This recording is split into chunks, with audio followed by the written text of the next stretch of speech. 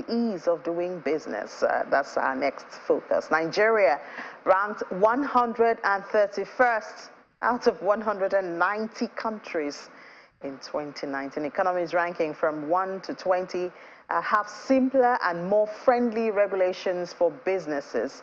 In Africa, the best country for doing business is Mauritius, not Nigeria, which ranks among the first countries worldwide. Well, the latest report now from the Presidential Enabling Business Environment Council, PEBEC, has placed Nigeria's commercial capital, as our host state, Lagos State, and the Federal Capital Territory, Abuja, below average on the ease of doing business rankings. The state report indicates that Lagos dropped 9 places to occupy the 29th position, having ranked 20th in the 2021 report, while the FCT fell to 31st, having ranked 17. What's going on in Lagos and Abuja? However, Gombe, referred to as the Jewel of the Savannah, recorded a weighted score of 7.15% to emerge as the state providing the friendliest environment for business. Let's get the perspective of Dr. Samuel Ibrahim. He is a senior manager, tax advisory and regulatory group with Anderson. Good morning, Dr. Ibrahim. You're a tax man. Is it because you're a tax that's making Lagos rank really low? I mean, 29 is not impressive at all.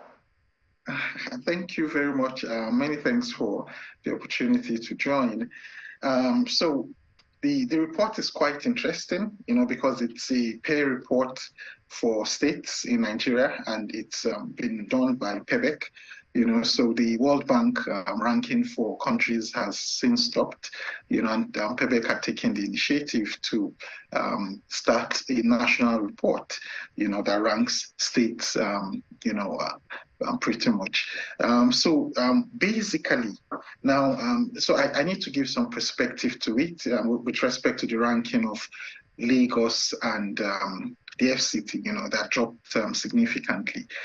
So first off, we have many other states that are trying to make improvements and are being intentional, with particular reference to the indicators that are the focus of the report, things like infrastructure, secure and stable environment, transparency, access to information, regulatory environment, economic opportunities, then skills and labor. So they've been very intentional in making improvements in those areas relative to other states that have not done very well.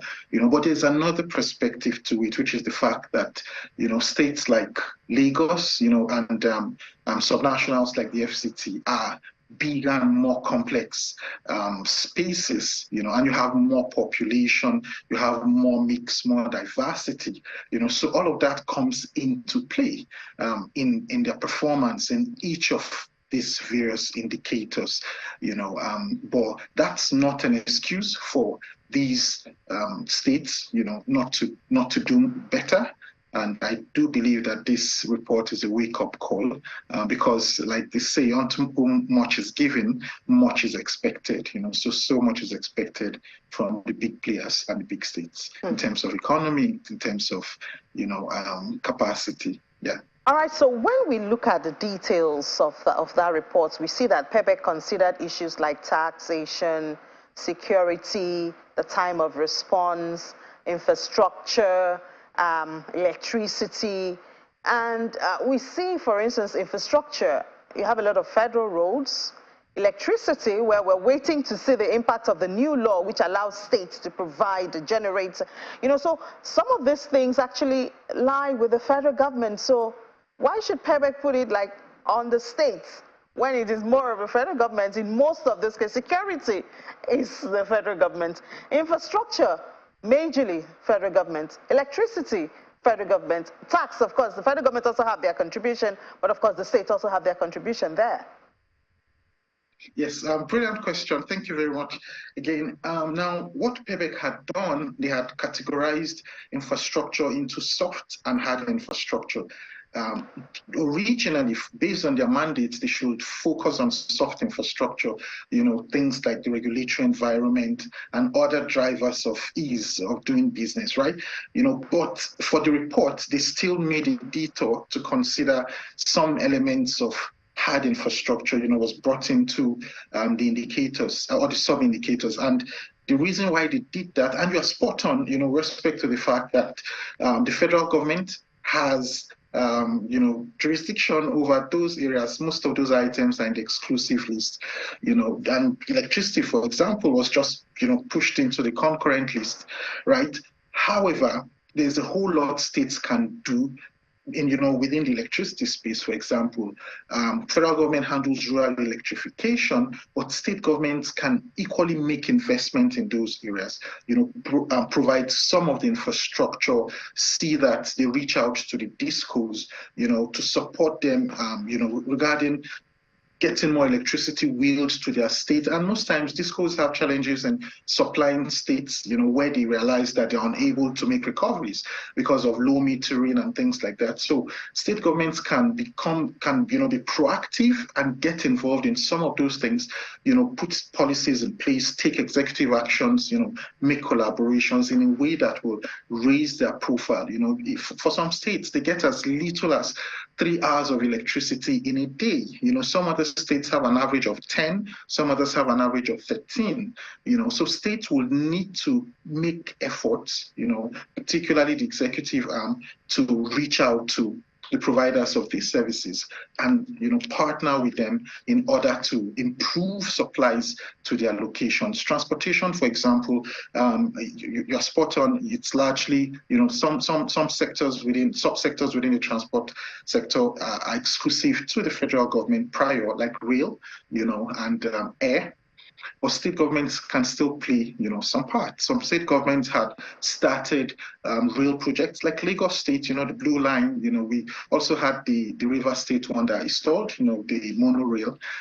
So you can see some activities by states within that space. In terms of air transport, states can also play part in building airports, working with FAN, working with the key federal stakeholders there, building cargo airports too, and expanding infrastructure within their state. So to that extent, they have some responsibilities, and that should be factored in.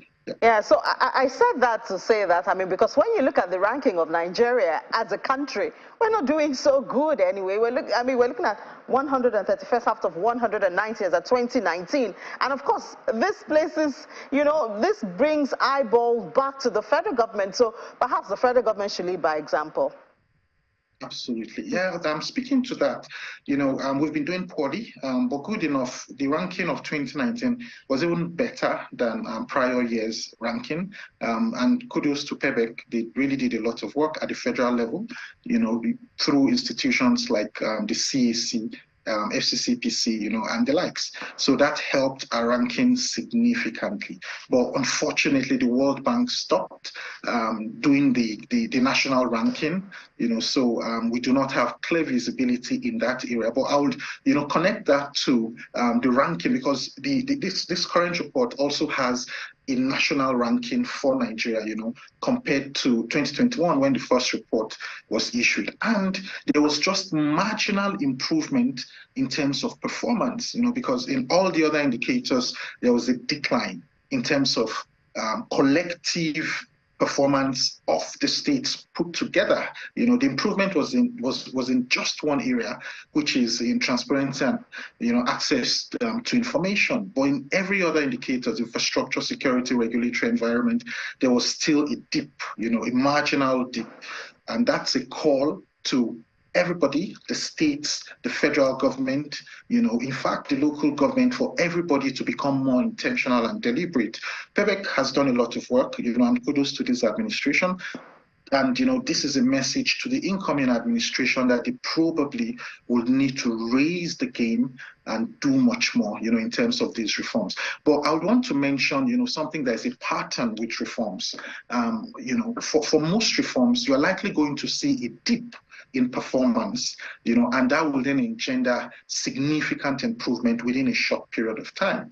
And for countries, for example, that are, having climate change ambitions, to tell you that in terms of their performance, with dirty energy, they expect to see themselves performing significantly poorly, for a period. And after, say, 5-6 years, then improvements will start, and there'll be so much clean energy in the space. So I think it's a common trend with reforms, and for most states, they're putting in a lot of work. Payback is putting in a lot of work, so maybe we're seeing that kind of curve. I hope it is, and with more efforts, we're likely going to see improvements. All right, let's stay hopeful once again. Our second guest calling for hope, Dr. Samuel Ibrahim, Senior Manager, Tax Advisory and Regulatory Group with Anderson. Thank you so much for your time and thoughts this morning.